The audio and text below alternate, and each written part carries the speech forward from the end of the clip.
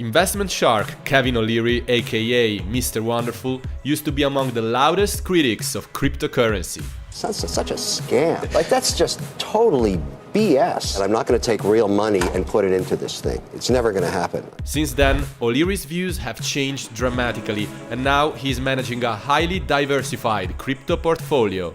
I am a huge advocate for Bitcoin. I treat it as an asset, no different than a AAA office tower in Boston. In individual tokens and coins and chains, I've got 33 different positions. What is Mr. Wonderful's current investment thesis on crypto? And what are the hottest projects he is betting on? Find out in another exclusive Cointelegraph interview. So for a long time, you were a vocal skeptic of crypto, but then you changed your mind about it, and now you're an advocate. So what was the turning point that made you change your mind about cryptocurrency? The regulator. What I started to see, I have many investments in financial services industries. Many of them are regulated already because they're issuing indexes and securities and whatever else. I cannot afford to be non-compliant. That's not possible for me. Everything I do has to be compliant by the regulator, otherwise it causes chaos in my business. Businesses, I have multiple investments. And so there was a period where the regulator was extremely proactive and not constructive on cryptocurrencies, and it was a very difficult time with the SEC and the other regulators in the U.S. So during that period, yes, I was a skeptic because I didn't anticipate anything that would change my mind if the regulator didn't. And then all of a sudden things started to change. I invest globally, so I'm very aware of what's going on in Switzerland, France, Germany, Australia, New Zealand, Canada, the Nordic countries. The regulators there started to open up, and I have investments in those countries, and in Canada, for example, so where the regulator allowed for ETFs that held the underlying being Bitcoin and Ethereum. So when I started to see that happening on a global basis, I started to allocate towards crypto and have not stopped since then. So when facts change, I change also. I'm not so rigorous that I don't have flexibility, and that's exactly what happened. And so now I'm extremely active. I have a staking desk. I work, very closely with companies like FTX and Circle. I'm an investor in FTX. I'm a paid spokesperson for them. I'm very active on the platforms. So, and I thought this year, here we are towards the end of 2021, I anticipated at the beginning of the year I was a 3% weighting in the operating company in cryptocurrencies as a basket. Today I'm over 10%. And a combination of increasing my position in staking and also the capital appreciation of these assets over the last year. So to say that I'm involved in crypto today is an understatement. It's a very large portion of what we do. Okay, cool. And if you had to point at a specific moment that made you change your mind, so you talked about the regulators and the change of attitude that the regulators had, but did that happen gradually, or there was a particular moment in time where you thought, okay, this is the time I can get in? The moment was when the Canadian regulator approved the first Bitcoin ETF. Everybody knows that the Canadian regulators are conservative and they don't make moves without talking to their global counterparts. For them to do this meant that they'd already had some kind of dialogue with other regulators in other jurisdictions and decided those were the rules for the Canadian ETF. That was the moment. Okay, cool. So what is your current investment thesis on crypto? If you had to broadly describe what is your investment thesis on the crypto industry right now? I look at crypto not as coins or tokens. I look at it all as software. It's productivity software. The projects that are going to last and be here, a decade away from now are ones that actually solve problems. So let's give an example. I'm an investor in Polygon. Why? Because I had a chance. I'm a very fortunate guy. I'm able to call up the leaders of these projects and these teams, and they return my call, and I asked to meet them anywhere in the world. In this case, we met in Dubai with the Polygon team. I'm an investor in software engineers. I always have been. I've been in the software industry for 20 years. they're very, very strong. And their mandate, what they decided to do, is to try and reduce the cost by sitting on top of Ethereum and aggregating transactions. So the gas fees are a fraction of what they would be if you're doing them one at a time. I thought that was a brilliant strategy, and I made an investment in Polygon. The same with Solana, the same with Ethereum, the same with HBAR. All of these are software. If you're investing in, for example, in Google or in Microsoft, what are you investing in? You're investing in software. Why wouldn't you invest in crypto? It's software too.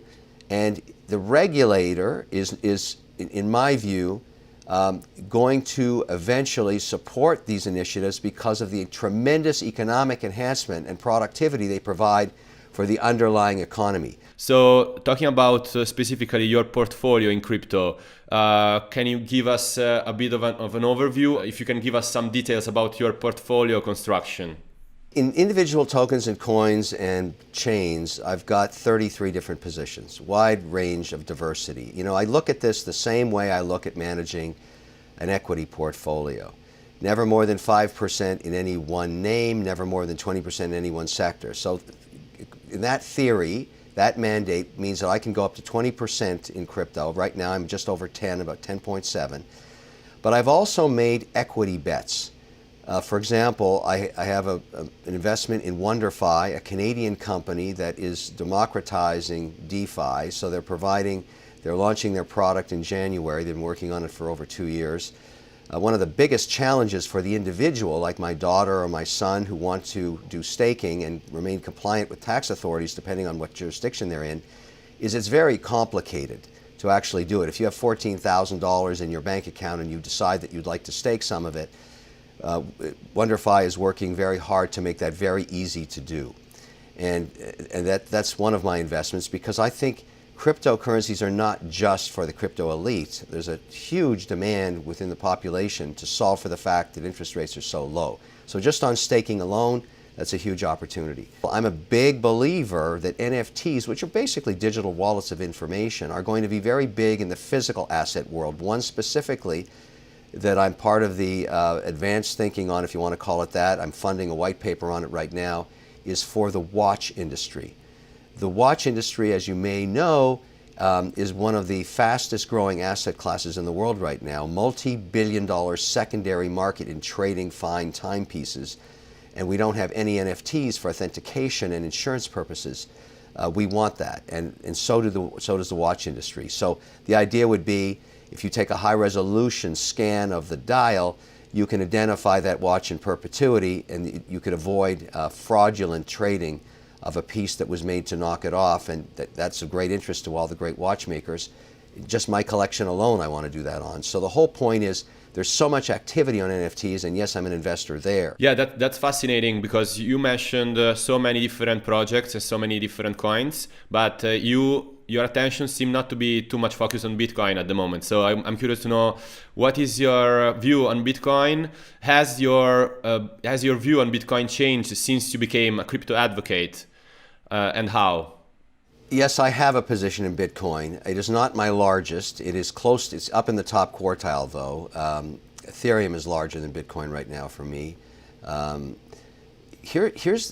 am a huge advocate for Bitcoin. I treat it as an asset, no different than a AAA office tower in Boston.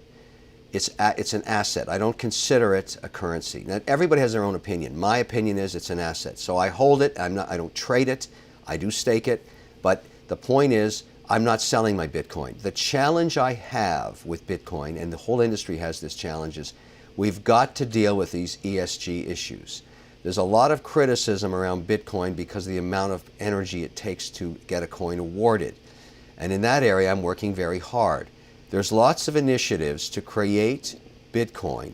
And I'm not saying we're bifurcating the Bitcoin market, that one coin's different than the other. But if I'm a sovereign institution, and I work with lots of sovereign institutions, because I'm in the indexing business, they would like to fund Bitcoin mining where they keep their own awarded coins, knowing with 100% certainty that they mine them in an ethical and efficient, sustainable manner.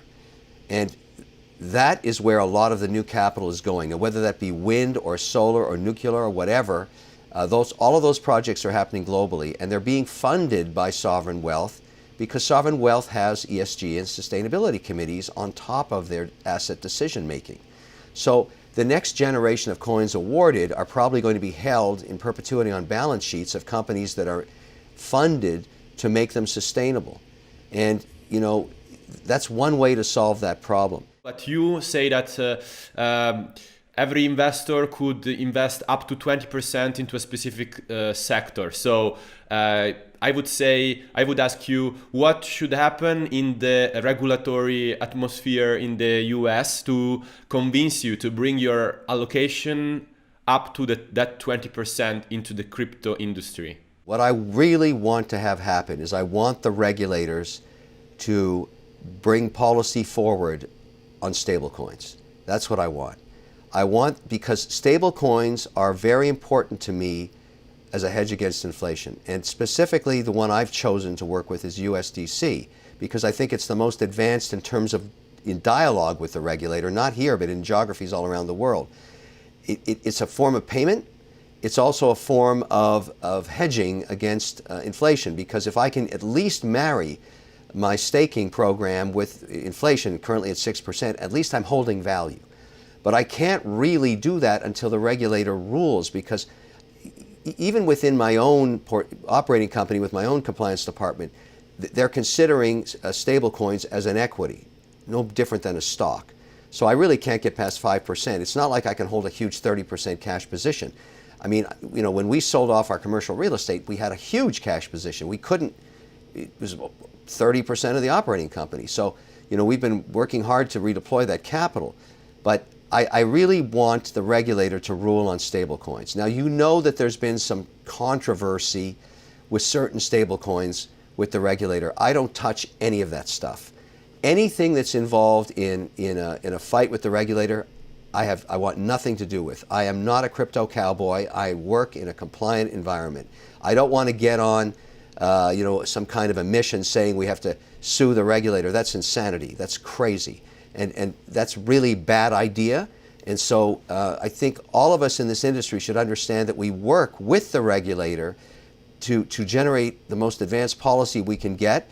And the reason we do that, it's in our self-interest of sustainability, and also it gives us way more in terms of what institutions can allocate into these asset classes. So we should definitely be thinking about that. That's interesting, because you choose stablecoins as one of the main tools to get value out of your assets, while cash, if you hold cash, you end up losing value. But a lot of people would say, why don't you use Bitcoin then? Why you choose stablecoins instead of Bitcoin? Well, the challenge I have and many institutions have with Bitcoin is volatility. So when you are managing, or you're a fiduciary for capital, volatility is not your friend, because you're mark-to-marking value of the portfolio every 24-hour cycle. So if you've been given a mandate by an institution, most of these mandates are based on diversity and stability, your number one mandate is preservation. So if you're managing for a pension plan or a university or a state fund or whatever it is, that volatility really hurts you when you're being graded in terms of your mandate. And so I don't think you're going to see there's nothing wrong with putting Bitcoin in a 5% weighting, up to a 5% weighting, and treating it like an equity or an alternative. And I see tremendous interest in doing that, from a 1 to 5%, generally on average a 3% weighting would where you find Bitcoin. But you're not going to get there to a 20-30% in Bitcoin in an institutional or sovereign mandate. You're just not. Stablecoins have that potential if they were regulated. You seem to be pretty confident that the regulators will eventually enable crypto to thrive. On the other hand, I had a conversation with Mark Yusko a few months ago, who was expressing this very common narrative in the crypto space, which goes like, there are the incumbents of traditional finance, like banks, and the financial intermediaries that are going to lobby the regulators or still use their influence in order to slow down this crypto revolution that we are looking forward to happen. So don't you see the role of the incumbents as a major issue for crypto to develop further and to get the regulators on their side? I don't agree with that positioning. I don't think that's going to happen either. The only entity that can control the pace of regulation is the regulator themselves. And it doesn't matter what the incumbents say or do, they will go with the flow of productivity and innovation. Banks, are winning and losing all the time in terms of who makes more money, who has a higher return on assets. I can tell you what motivates a traditional money center bank is return on assets. They spend their whole day trying to figure out how do we optimize for return on assets. And if they're not looking at cryptocurrencies, they'll be left behind. That's what's going to happen, because when the regulator finally rules, if it was just on stablecoin alone, they would have to open a stablecoin desk. Of course they would. Now, are they going to start from scratch, or are they going to be working on it quietly in the background? My guess is they're working on it quietly in the background. They would be foolish not to be. I wanted to ask you another question regarding the situation with inflation. So, as you said, inflation in the US is hovering around the 6% points, and the Fed now intends to wind down the stimulus measures in order to contain this trend. So how are these macroeconomic dynamics going to impact the crypto industry, the crypto prices in the months to come, according to you? You're being taxed at effectively 6% if you hold cash. Maybe you don't want to call it a tax, but when inflation's 6%, your buying power 12 months from now is 6% less, and that's a lot. And so we now have added pressures, and I'm no different than anybody else trying to figure out, where do I deploy this? Where can I get stability in this cash? Where can I find a way to hedge? And it brings me all the way back into stablecoin. So I'm a huge advocate for solving this problem with stablecoin. It doesn't mean I don't want to invest in the other blockchains or the other coins or tokens or other ideas. I do. But I can't do 30% positions in mandates of any of them. That's too volatile. So these issues are not going away. The dialogue is not going to change. You're going to see a lot of discussion about this in the first and second quarter of next year. And you're right on the money to be covering this. There's no question this is going to be very important. And I think we're going to start to see some moves with the regulator very shortly. Not just in the US. So we talked about Canada, we talked about Germany, we talked about Switzerland. Those regulators are all talking to each other. They're all talking to each other. If we could just agree on one stable coin between those jurisdictions, that would be huge productivity enhancement. And I anticipate that will happen. Awesome. Okay. Kevin, that was a great conversation. Thanks a lot for jumping on our show. You got it.